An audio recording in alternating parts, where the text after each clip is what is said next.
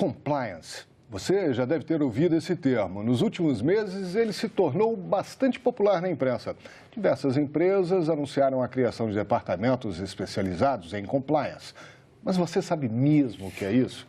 Bem, o termo compliance tem origem no verbo em inglês to comply, que significa agir de acordo com uma regra, uma instrução interna, um comando ou um pedido. Ou seja, estar em compliance é estar em conformidade com leis e regulamentos externos e internos. Nosso convidado de hoje, o professor da UNB, Marilson Dantas, é doutor em custos aplicados ao setor público e um especialista nesse tema. Ele vai nos ajudar a entender um pouco mais de compliance. Seja bem-vindo ao Agenda Econômica, Marilson. Obrigado. Marilson, queria começar esse programa tentando definir para o telespectador o que, afinal, é compliance. Na verdade, compliance é muito mais um conceito, uma ideia geral de cumprimento e de conformidade da estrutura como um todo. Não necessariamente está ligado a um único sistema, mas sim entendendo que a empresa, de uma maneira geral, ela cumpre seus sistemas, suas regras internas. E, especialmente, ela faz seus processos de negócio cumprindo ou atendendo questões éticas e morais. Esse seria, na verdade, o grande objetivo do compliance. Levar as instituições a agir de forma como se espera que elas ajam.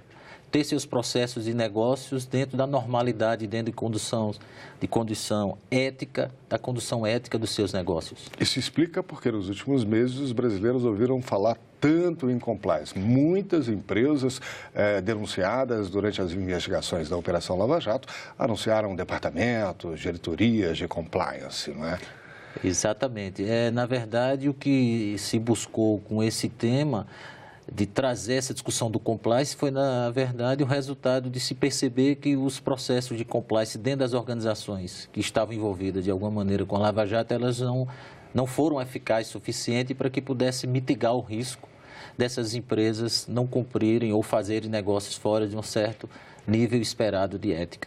Essas áreas, esses setores, essa filosofia tinham a importância, o valor que deveriam ter antes desses escândalos recentes que abalaram a vida do país? Eu acho que o Brasil carecia bastante de focar a questão do compliance. Porque, na verdade, ele fica evidente com o processo da Lava Jato, mas, na verdade, o compliance é um processo rotineiro que as empresas estão sujeitas o tempo inteiro. Não é? Essas que têm relação com o governo e que ficaram evidentes, elas tiveram mostrado uma fragilidade no processo de compliance. Mas, na verdade, as empresas transacionam com outras empresas, com o setor privado, estão sujeitas, na verdade, a desvios, a condutas não adequadas, né? Nós tivemos, por exemplo, várias empresas internacionais que apareceram na mídia com problemas de condutas inadequadas, mesmo tendo um bom departamento de compliance. Então, o compliance faz parte do processo. O compliance deve ser encarado como uma espécie de xerife dentro da empresa ou dentro da organização em que ele está instalado, ou ele deve ser visto como um departamento de consultoria, onde, em caso de necessidade, as diversas áreas apelam a ele? Na verdade, eu diria que ele deve ser encarado como parte do negócio e da busca de controle de determinadas condutas dentro da organização. Mas não necessariamente que ele tenha uma função específica de xerife. Sim, ele tem uma função de controle como qualquer outro sistema.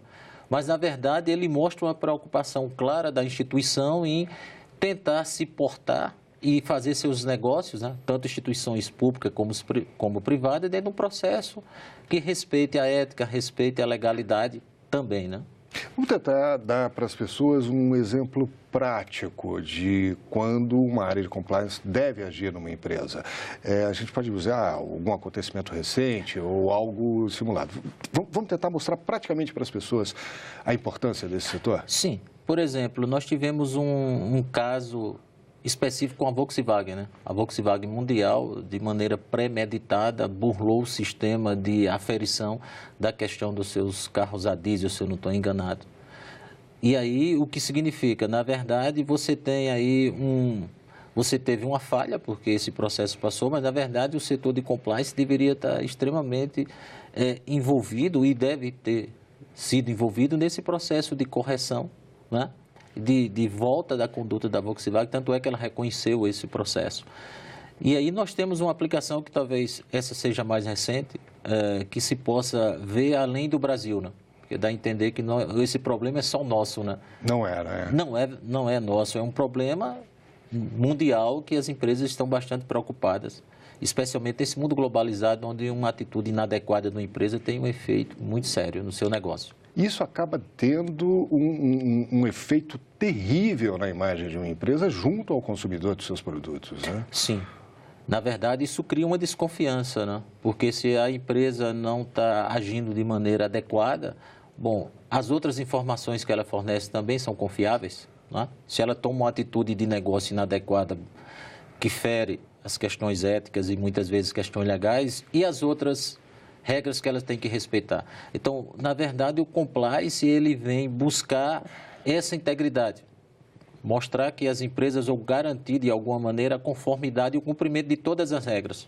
Isso é importante para gerar transparência e confiança, tanto no setor público quanto no setor privado. Isso é muito importante. O senhor é especialista em custos aplicados ao setor público. O setor público também precisa de uma área de compliance?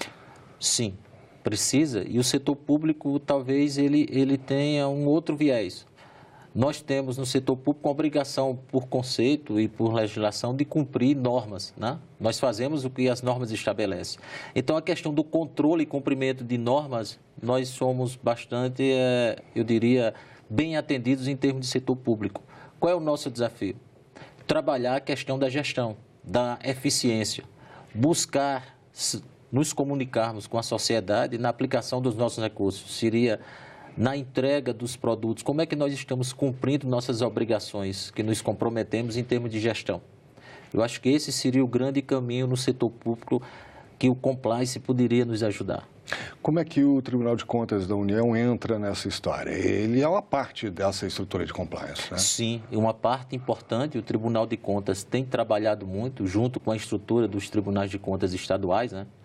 É uma estrutura importante e ele tem exatamente migrado para o processo de governança. Já que o processo de controle hoje está bastante, vamos chamar assim, organizado e num nível bastante interessante de geração de informações em termos de controle, por exemplo, em termos de licitação, nós temos um processo bastante organizado de cumprimento de regras, né? Ele se volta agora para o processo de governança e a busca das boas práticas, que seria exatamente a parte que começa a despertar o interesse e a parte que a sociedade mais cobra. Pergunta simples: como estou usando meus recursos? Estou usando de maneira mais adequada? E hoje nós não conseguimos responder ainda. Estamos no processo de construção dessa resposta. E por quê? É muito difícil fazer a gestão no setor público? Sim. E não é só, o processo de gestão, ele é um desafio não só para o Brasil, dá a impressão que a nossa gestão, ela não é adequada. Mas, por exemplo, em termos de pesquisas e aplicação do sistema de custos no setor público, no nível de governo federal, estadual e municipal, tratando o país como um todo, o Brasil é uma das referências em termos de pesquisa. Diferentemente dos outros países, nós temos essa possibilidade devido à nossa contabilidade. A nossa contabilidade pública é muito boa e permite com que nós implementamos o sistema de governança. Então, o Brasil hoje é uma de ponta nesse processo de pesquisa. O Brasil tem dados abertos de suas contas para a sociedade. Qualquer pessoa pode saber como é que está sendo gasto o dinheiro público. Mas só isso não é suficiente, né? Não. Porque, na verdade, o processo de comunicação não se dá por você simplesmente colocar a informação. É preciso que as pessoas entendam a informação. Então, qual é o nosso desafio hoje? Se, de uma maneira geral, você observar o portal da transparência, vai perceber que lá tem duas informações principais: o salário dos servidores e a parte de contabilidade. Qual é a mais acessada? É o salário. Aí você diz, não, as pessoas são curiosas. Mas não é verdade. É mais acessado por dois motivos. Primeiro, as pessoas entendem o conceito, elas sabem o significado de salário, correto? Porque elas têm seu próprio salário. E depois, o salário permite comparar um com o outro. Então, eu tenho duas características. Eu tenho o conceito que eu entendo e eu tenho a possibilidade de comparar. E com isso, eu tenho minha própria decisão. Isso é um processo de comunicação. Quando eu vou para a parte de contabilidade, eu tenho um desafio. Porque o que está lá são dados da contabilidade, não dados gerenciais, não dados de custos. E as pessoas não dominam os conceitos. Ela não entende, por exemplo, a pessoa, de uma maneira geral, empenho, liquidação e pagamento. Se ela não entende esses conceitos, ela não consegue ler aqueles dados. Então, o processo de comunicação, apesar da informação estar disponível, ele é muito fraco. O ruído de comunicação é muito grande. É preciso traduzir isso para o cidadão comum. Exatamente. É preciso colocar nessas informações um conceito que o cidadão entenda e não precisa ser treinado para ele. A gente acredita que, na hora que eu der informação de custo e der informação de custo comparável, o que significa? O cidadão tem o conceito de custo, correto? E na hora que ele puder comparar o custo de um município com outro, de um ministério com outro, de uma universidade com outra, a partir daí ele vai ter um processo de comunicação mais fluido. E aí ele pode decidir se um gestor fez uma gestão mais adequada do que outro, porque ele pode comparar. Tá, e eu sei que a Universidade de Brasília desenvolveu um software para a gestão do setor público. Esse software permite esse tipo de comparação? Exatamente. Esse software, ele exatamente traz essa possibilidade, porque o que nós detectamos quando começamos a pesquisa sobre governança pública, nós não tínhamos uma medida de comparação que pudesse mitigar os riscos. Então, como nós temos no setor privado. O que é que o lucro faz? Além de o lucro comparar o desempenho, mas ele permite que você avaliar o desempenho, ele permite que você compare uma empresa com outra, correto? Uma empresa ganhou 10, outra ganhou 12, mas eu posso comparar esta minha empresa de 12 com outra empresa que ganhou 30. E aí eu descubro que eu ganhei, mas não ganhei o suficiente. Quando nós observamos no setor público, descobrimos que eu não tenho essa medida. Eu não sei responder hoje, estou gastando bem? Então, nós estabelecemos essa medida e, a partir daí, o sistema permite que você compare o desempenho de escolas, de hospitais, de ministérios. E, com isso, eu identifico as melhores práticas na hora que eu consigo comparar. Identificando essas melhores práticas, eu posso aumentar o nível de eficiência do setor público. Tá, como é que chama esse sistema? Ele está sendo usado já? Como é que está isso, professor? A Universidade de Brasília fez um seminário internacional, já colocou à disposição de toda a comunidade, o sistema é o SIC-GESP, e ele permite com que você possa usar os dados da contabilidade e você tenha a informação de custo comparável e permeie toda a organização. A universidade já disponibilizou através do CDT, do Decanato de Pesquisa e Inovação, que foi recentemente criado na Universidade de Brasília pela reitora Márcia Abraão. E hoje, os dois órgãos mais avançados é o Ministério Público do Distrito Federal, o MPDFT, que já está há bastante tempo utilizando conosco o sistema, e a própria universidade, que é o berço dessa pesquisa. Mas nós estamos em contato e em processo de licenciamento para vários ministérios e vários outros órgãos. Com relação ao uso por municípios, nós tivemos, nesse seminário que aconteceu agora em setembro, a primeira entrega do relatório municipal da LRF de custos a um Tribunal de Contas. Os municípios do Ceará vieram aqui no nosso seminário e fizeram uma entrega simbólica ao representante do Tribunal de Contas. Então, pela primeira vez, os municípios cumpriram o artigo 50 da LRF, que é implementar um sistema de custos. Então, o sistema atende não só a municípios, como a Estado e ao governo federal. Tá, essa ferramenta, então, ela dá instrumentos mais acurados para o gestor e oferece transparência para a sociedade. Quer dizer, o cidadão de um pequeno município pode ir lá e ver pela internet como é que a prefeitura está gastando o seu dinheiro, é isso? Sim, exatamente isso. E o mais importante, ele pode comparar o custo da sua prefeitura com a prefeitura vizinha. À medida que as prefeituras começarem a usar o sistema e a disponibilizar e entregar o relatório para o tribunal, como você colocou muito bem, o tribunal é um dos atores importantes nesse processo de compliance e vai devolver para a sociedade. Então, no futuro, o cidadão vai poder saber o custo da sua Secretaria de Saúde e comparar com o município vizinho. Ora, mas por que a minha é mais cara e eu percebo que a saúde do município vizinho tem um nível de serviço melhor? E a partir daí ele poder exercer sua autocrítica como cidadão, elegendo ou cobrando dos seus gestores públicos. E o sistema está disponível para qualquer prefeitura, professor? Qualquer prefeitura, qualquer órgão público. A ideia é que o sistema permita ao Tribunal de Contas da União fazer o primeiro relatório de governança de um país, onde o Tribunal de Contas vai poder trazer esses dados dos outros tribunais e unificar no primeiro relatório de governança de uma nação. Esse é o nosso grande projeto junto com os órgãos de controle. Que maravilha, estou torcendo para que esse sistema dê certo. Agora, sistemas não sobrevivem sem pessoas. E o profissional de compliance, professor, qual é o perfil dessa pessoa? Olha, o que na verdade nós entendemos é que o gestor precisa de apoio, né? Não adianta eu fazer um sistema de governança onde eu não ofereça ao gestor público exatamente esse profissional. Nós não temos, na verdade, hoje o profissional de compliance, mas nós temos o conjunto de profissionais que formam compliance.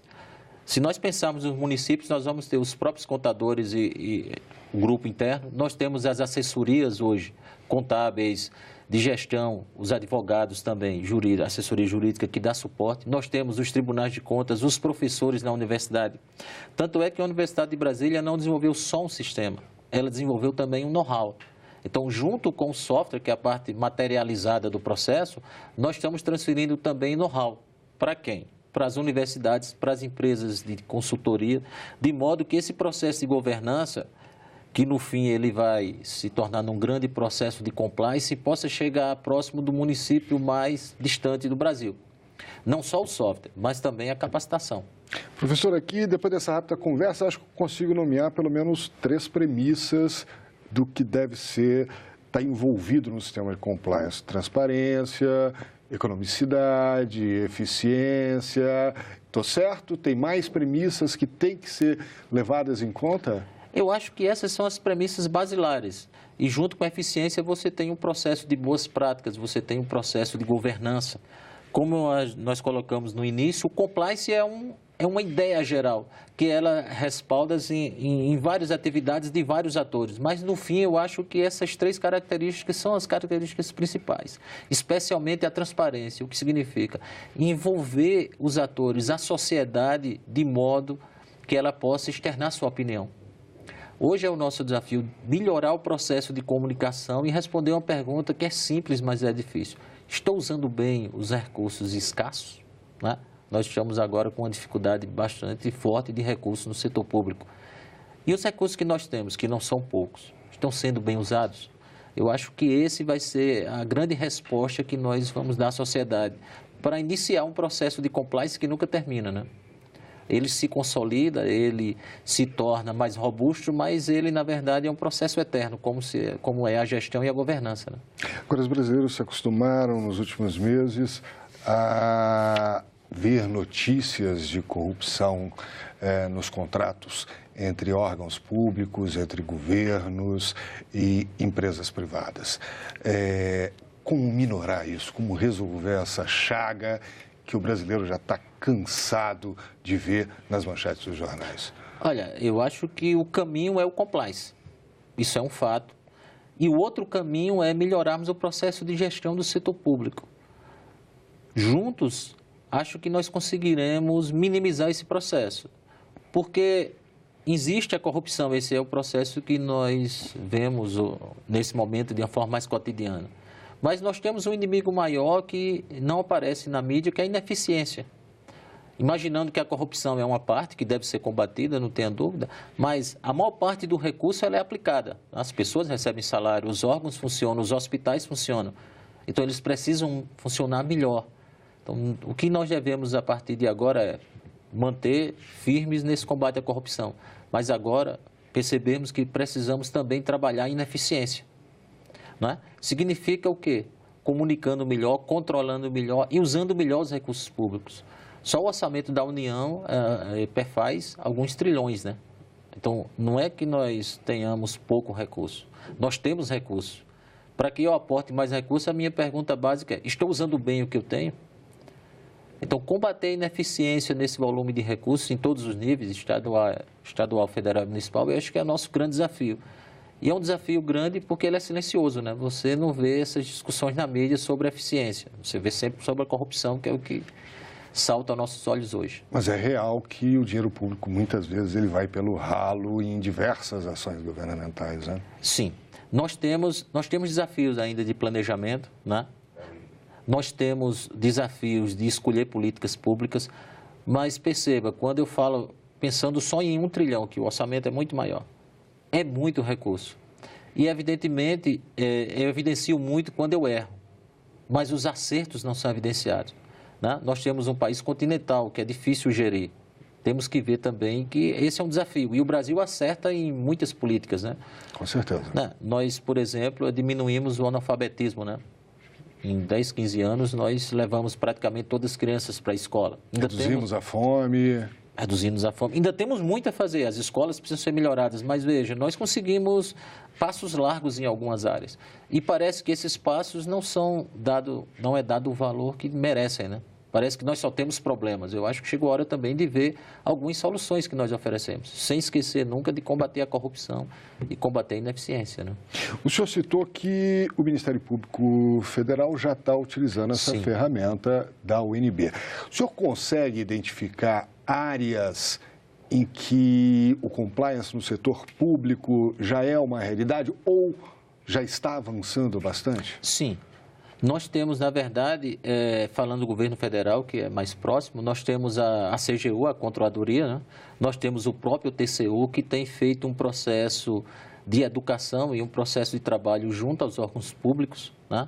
Voltado à gestão, voltado à implementação de medidas e voltado a algumas ações de compliance. Ele tem evoluído, especialmente o TCU, nessa área de maneira contundente, né? Nós tivemos alguns seminários, temos um trabalho de pesquisa do TCU junto ao BID. Então, assim, eu acredito que esse processo é um processo lento e gradual, mas é um processo também de formação. Que esses dois órgãos, além de outros, acredito que o Ministério Público também tem feito um trabalho muito forte nessa área, que juntos nós tenhamos dado alguns passos largos. E, especialmente, é importante destacar a nossa contabilidade, né? Veja, todo esse processo de Lava Jato, no fim, cai dentro do processo de contabilidade. Os recursos saíram do governo e o governo consegue rastrear. Alguém tem que dizer como é que o dinheiro foi gasto, onde foi gasto. Onde foi gasto. E o nosso processo de controle hoje é extremamente eficiente. Não sai um centavo do governo federal que eu não saiba o destino.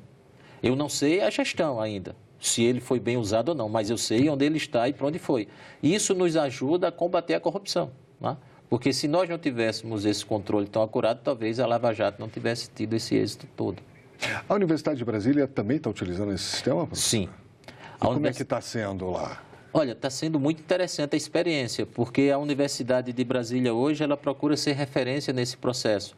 Nós estamos utilizando o sistema no Decanato de Planejamento e Orçamento, né, que é quem coordena esse processo, a professora Denise Ambrosi, e a professora Márcia Abraão recebeu recentemente uma visita do professor da Universidade Nacional do Litoral da Argentina solicitando a transferência de tecnologia para a Argentina.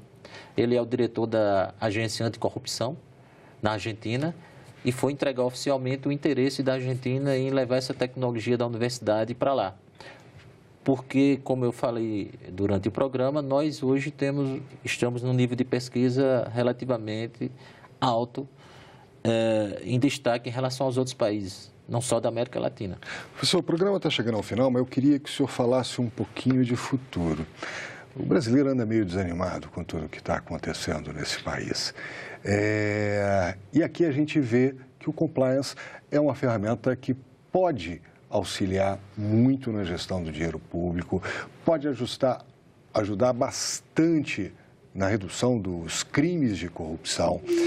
Quando o senhor olha para diante, o senhor é otimista, o senhor pode falar para o brasileiro, olha, não, a gente vai chegar lá, a gente está melhorando, ou não, temos um longo caminho a percorrer? Olha, eu sou muito otimista e vou lhe dar fatos concretos. O Brasil consegue hoje, nós já tivemos a oportunidade de retirar presidentes, retirar senadores, né? Construir um processo de lava-jato, fazer um processo de investigação sério onde as instituições continuam funcionando. Problemas todas as nações têm e terão, né? É porque nós olhamos muito para as nações que estão organizadas hoje, mas a Alemanha já passou por um processo desse muito sério, né, de corrupção, a Itália já passou, o próprio Estados Unidos já passou. Mas o Brasil tem instituições sérias, tem uma contabilidade séria, tem um sistema que, por mais que tenhamos problemas, funciona, né? Há um certo equilíbrio e ninguém pensa em romper esse equilíbrio, né? Você pode até criticar ações que poderiam ser tomadas de maneira diferente. E também temos uma grande vantagem, é o povo brasileiro. Nós fizemos um país que há 60 anos atrás era praticamente uma fazenda e hoje nós somos a 8ª economia do mundo. Então, esse povo consegue superar obstáculos, né? Passamos uma época de inflação, conseguimos superar. Então, na verdade, eu vejo assim, essa crise como uma oportunidade para que o Brasil se fortaleça e nós consigamos vencer essa crise. Pois é, com essa boa mensagem a gente encerra esse programa. E tenho certeza que o telespectador que acompanhou essa entrevista sai muito mais esclarecido sobre o que é o compliance e de como obter transparência nos gastos públicos. Eu acredito que a UNB vai continuar ajudando. Eu sou parte de um processo de pesquisa, nós somos um grupo de pesquisadores dentro da FACE, a Faculdade de Administração, Contabilidade, Economia e Gestão Pública, e a própria UNB se coloca à disposição da sociedade para tentar ajudar. Maravilha. Eu agradeço a Marilson Dantas, muito obrigado pela sua participação aqui no Agenda Econômica. E você, telespectador, se quiser rever este programa ou indicar para alguém, é muito fácil. Acesse a nossa página na internet, senado.leg.br/tv. Para mandar sugestões e comentários, ligue 0800 61 2211. A ligação é gratuita. Obrigado pela sua audiência e até o próximo Agenda Econômica.